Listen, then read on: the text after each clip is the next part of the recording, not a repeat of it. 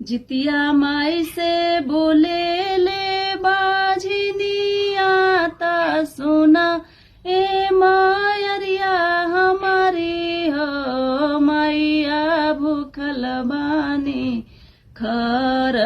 जीवतिया त मनवा में आसले के हो मैया भूखल बानी खर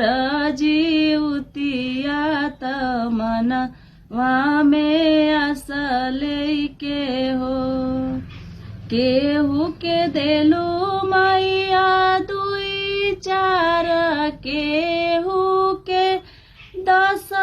5 हो मैया काहे कैलू सुन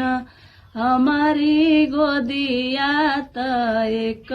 ही लालन बिना हो मैया काहे कैलू सुन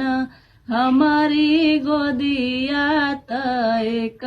ही लालन बिना हो तू ही तो हऊ जीवन दायिनी त कुला वा बढ़ावे वाली हो मैया भरी देहू हमारो या चरावा त फूला वा खिलाई देहू हो ए मैया भरी देहू हम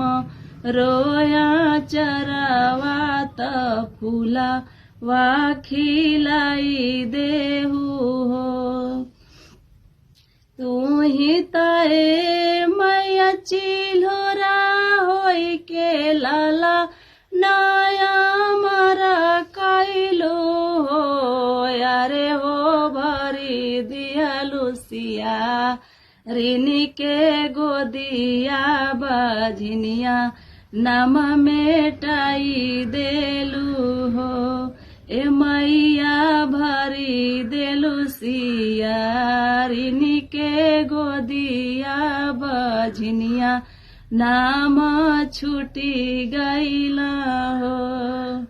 दोस्तों कैसा लगा कमेंट में जरूर बताइए और अच्छा लगे तो एक लाइक जरूर करके जाइए और शेयर भी कर दीजिएगा।